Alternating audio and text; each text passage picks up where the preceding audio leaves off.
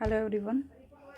सो हम कर रहे थे हमारा जो हमने स्टार्ट किया था रिफ्लेक्शन में जो कनकेव और कन्वेक्स मिरर के केसेस में जो इमेज फॉर्मेशन होती है वो किस टाइप से होती है, उसकी ट्रिक वगैरह देख ली थी। अब उनकी स्ट्रक्चर कैसे बनती है उनकी वो देखते हैं। फर्स्ट केस था, उसमें अगर हमारा ऑब्जेक्ट अगर इनफाइनाइट पे है तो इमेज कहाँ बन रहेगी, फोकस पे। ये जो केस है आपके, ये है आपका कनकेव मिरर का। ठीक है, कनकेव मिरर के केस में जो इमेज बन रही है वो रियल और इन्वर्टेड बन रही है। सिर्फ एक केस ऐसा है जिसमें वर्चुअल बनेगी, अदरवाइज सभी केसेस में रियल बन रही है। ठीक है, रियल इमेज जो होती है वो उन्हीं रेज से बनती है, जो वो रेज क्या हो जाती है, कन्वर्ट हो जाती है। कन्वर्ट होने के बाद वो रियल इमेज बना लेती है। ठीक है, अगर वो इमेज कन्वर्ट ना होकर डाइवर्स हो जाती हैं, ठीक है, तो उनको हमने एक्सटेंड करके और वर्चुअल इमेज बनती। ठीक है, वो मिरर एक डिफरेंस ये है कि जो रियल होती है ना, वो इमेज तो मिरर के बिल्कुल इन फ्रंट बनेगी। ठीक है, और जो वर्चुअल होगी वो उसके बैक साइड बनेगी। ठीक है ना, ऐसे।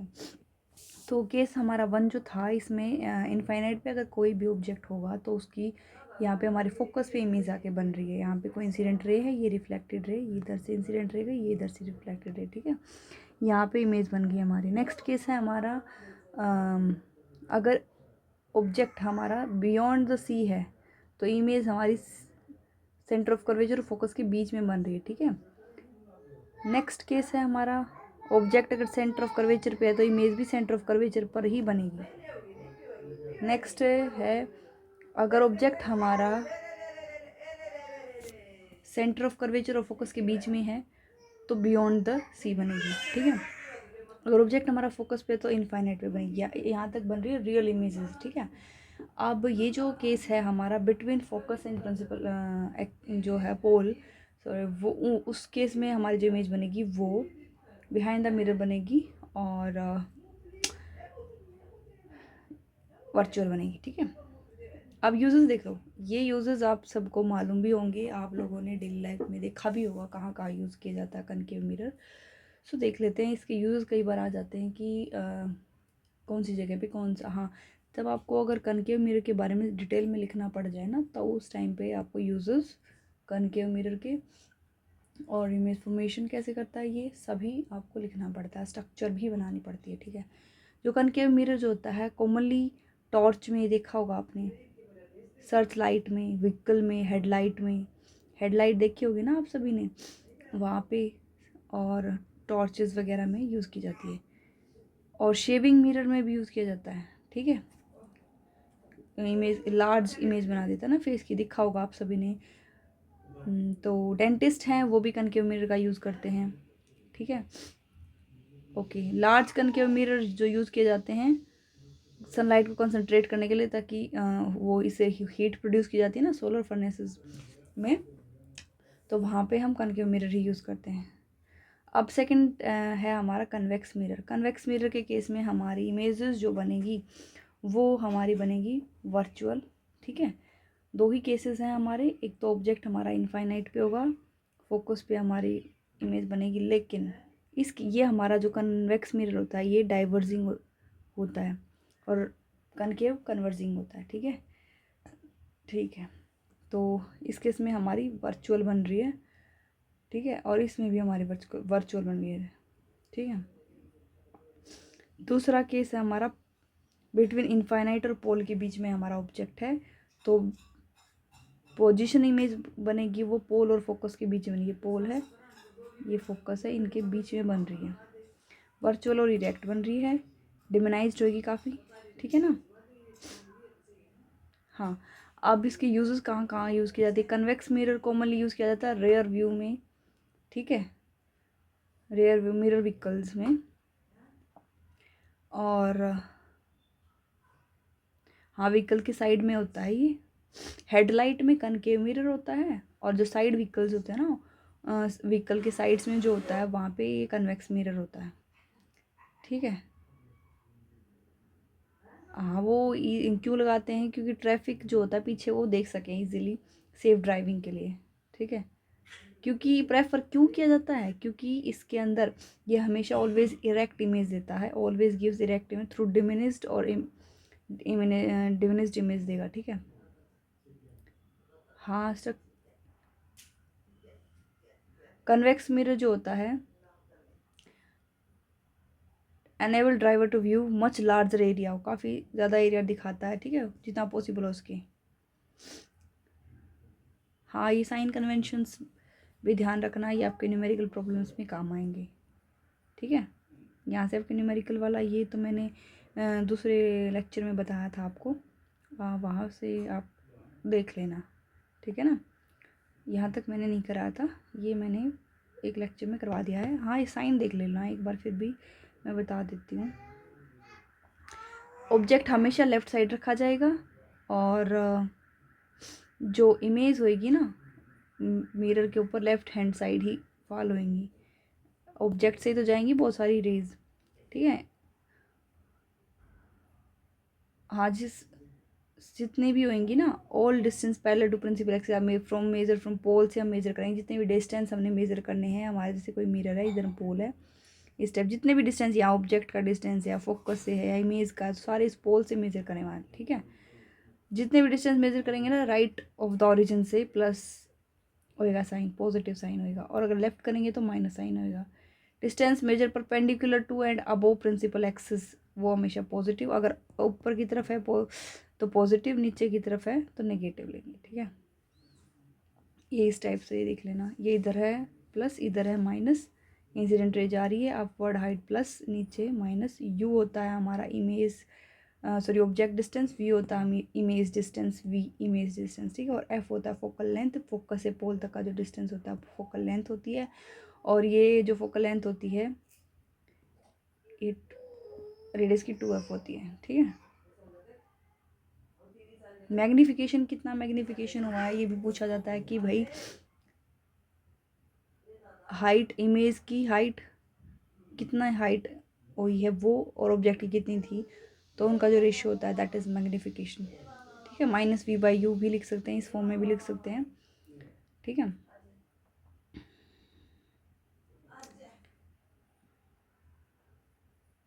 या नेगेटिव साइन आता है रियल इमेज के लिए, और अगर यहाँ पे पॉजिटिव साइन होएगा तो दैट इज़ वर्चुअल इमेज बनी होगी, इसका मतलब, ठीक है। ये न्यूमेरिकल मैंने सोल्व करा दिया था, आप देख लेना। यहाँ पे इन्होंने आर की वैल्यू दे रखी है, यू की दे रखी है, ये रेडियस ऑफ कर्वेचर दे दी है, यहाँ से फोकल लेंथ निकालने हैं, 3/2 हाफ होती है उसकी। यू की वैल्यू 5 दे रखी है, तो हमेशा हमें पता ऑब्जेक्ट माइनस में लेते हैं हम, क्योंकि लेफ्ट हैंड साइड होता है, और वी हमें निकालना है, और ये मैग्नीफिकेशन भी निकालनी है, हाइट ऑफ द इमेज, ठीक है। निकाल लेंगे ना, इसमें पुट कर देना वैल्यू, हो जाएगा ये भी, बहुत डिफिकल्ट, ठीक नहीं है, डिफिकल्ट नहीं है ये बेटा। देखो अब आता है हमारा रिफ्रैक्शन वाला केस। रिफ्रैक्शन में हमारा क्या होता है, देखो रिफ्लेक्शन में क्या होता है, कोई भी हमारा मिरर होता है, कोई भी इंसिडेंट रे आ रही है, वो रिफ्लेक्ट करके उसी डायरेक्शन में जा रही है, दैट इज़ रिफ्लेक्शन। लेकिन वो इंसिडेंट लाइट अगर रिफ्लेक्ट होकर उसी डायरेक्शन में जाए, आगे एक्सटेंड कर जाए, one medium to another medium enter कर जाए, दैट इज़ रिफ्रैक्शन, ठीक है।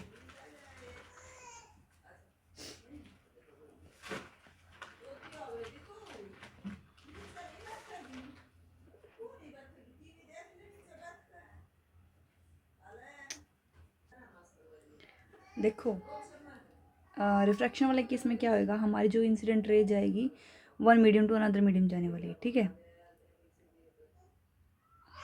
तो उस केस में क्या होएगा, इसमें क्या होता है, अगर लाइट रे जो है हमारी रेयर मीडियम से डेंसर मीडियम जाती है, तो वो रे जो होएगी वो नॉर्मल के टुवर्ड बेंट होएगी, ठीक है।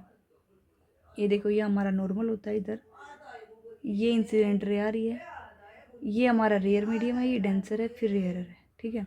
अगर रेयर से डेंसर जा रही है तो हमारी जो इंसिडेंट रे है वो बेंट होएगी, या फिर रिफ्रैक्टेड रे जो है हमारी वो बेंट होएगी टुवर्ड नॉर्मल, ठीक है। इधर इसकी तरफ देखो, ठीक है, toward normal, rare to denser.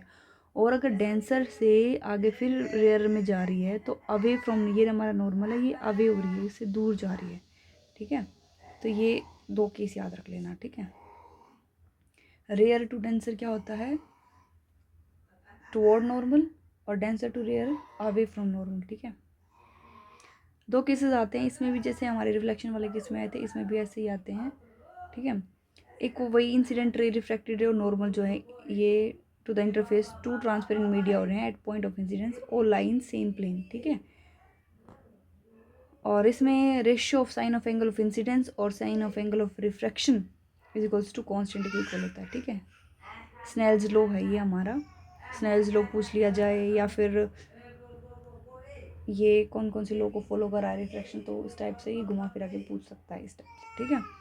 तो इस केस में क्या होएगा, जो एंगल ऑफ इंसिडेंस होता है ना वो हमारा 90 से तो छोटा होएगा और 0 से बड़ा होने वाला है, ठीक है। सो आई होप यहाँ तक क्लियर हो गया। हाँ, एक है हमारा important topic, refractive index. Refractive index में हमारा आता है, इसको म्यू से डिनोट करते हैं, ठीक है। तो फिर रिफ्रैक्टिव इंडेक्स से क्वेश्चन क्या क्या बन सकते हैं ये देखना है अब हमें, ठीक है। देखो रिफ्रैक्टिव इंडेक्स क्या होता है, आप सबने देखा होगा, जो रे होती है लाइट की वो ट्रेवल करती है एक ट्रांसपेरेंट मीडियम से दूसरे ट्रांसपेरेंट मीडियम के अंदर जाती है, अपनी डायरेक्शन को चेंज करती है उस टाइम पे, अवे फ्रॉम नॉर्मल या टुवर्ड नॉर्मल, ठीक है। तो कितना चेंज आ रहा है उसकी डायरेक्शन के अंदर, और एक मीडियम से दूसरे मीडियम में जाते टाइम कितना चेंज आ रहा है, ये डिपेंड करता है उसके रिफ्रैक्टिव इंडेक्स के ऊपर, ठीक है।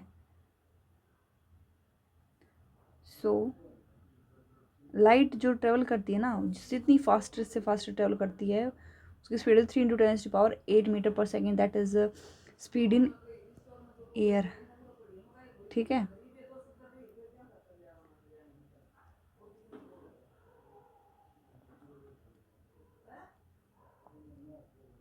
Value of refractive index for ये किसी भी मीडियम के लिए डिपेंड करता है speed of light in 2 medium के अंदर क्या रहने वाली है, ठीक है। कोई भी रे ट्रेवल करिए एक मीडियम से दूसरे मीडियम के अंदर।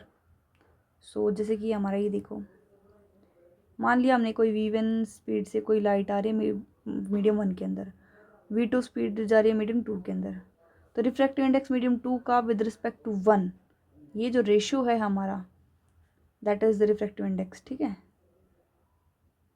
ये है हमारा speed of light in medium 1 by speed of light in medium 2, v1 by v2, refractive index medium 1 with respect to medium 2, ठीक है, रिप्रेजेंटेड एज n12, ठीक है। इसको हम रिप्रेजेंट कर रहे हैं इस टाइप से, अगर 1 से 2 जा रही है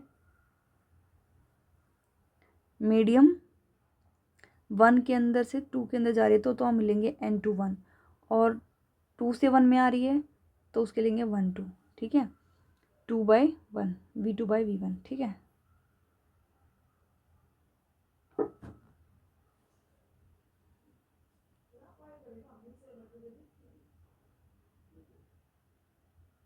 हाँ, speed of the light in air and v जो है speed of light in medium, तो रिफ्रैक्टिव इंडेक्स जो होता है हमारा nm, वो स्पीड ऑफ लाइट एयर की bye speed of light in medium c/v, ठीक है।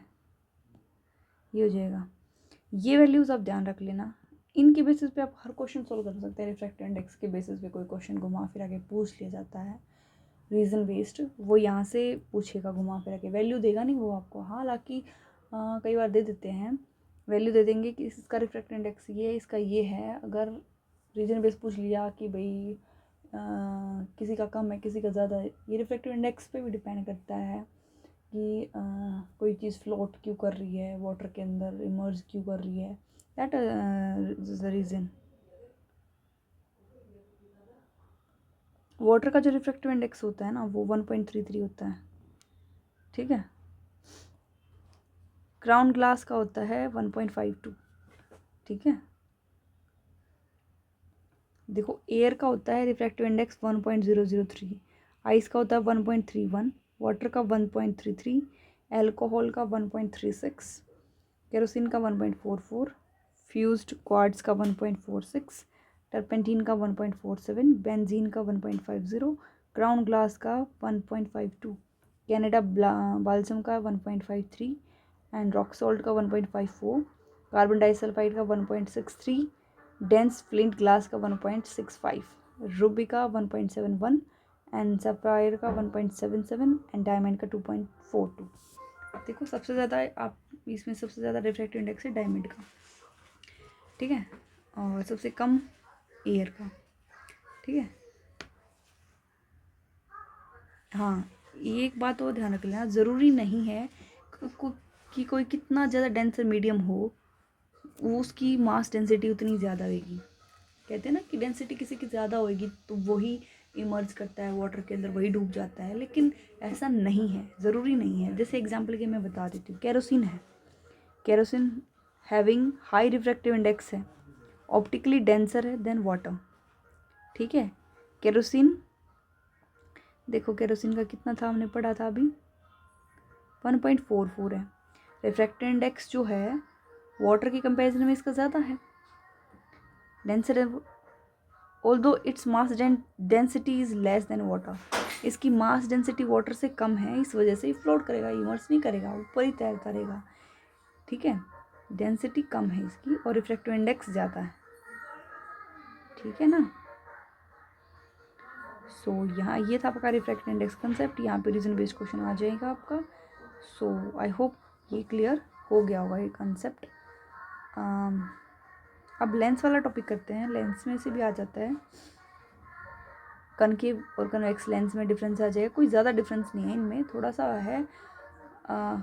उसमें हमने मिरर में जैसे इमेजेस फॉर्मेशन देखी थी ना, ऐसे इसमें देखेंगे लेंस में कैसे होती है। देखो ये कनकेव लेंस वाली है, सॉरी कन्वेक्स लेंस वाली है, और ऐसे ही नेक्स्ट कनकेव लेंस वाली देखेंगे, ये वाली, ठीक है। इसी टाइप से होएगा। इस लेक्चर में आज हम रिफ्रैक्टिव इंडेक्स तक करेंगे। नेक्स्ट लेक्चर में ये कंप्लीट हो जाएगा ये चैप्टर आपका। इसमें हम सिर्फ हमारा टॉपिक रहता है कनकेव लेंस और कन्वेक्स लेंस वाला, इनके images formation and numerical problems, ठीक है ना।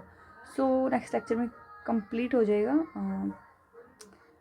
क्योंकि ये लेक्चर जो है ना काफ़ी ज़्यादा बड़ा हो सकता है, फिर उसके बाद आप बोर हो जाएंगे, तो इसलिए इस लेक्चर में इतना ही करते हैं। नेक्स्ट लेक्चर कंप्लीट हो जाएगा, ठीक है। Okay, thank you.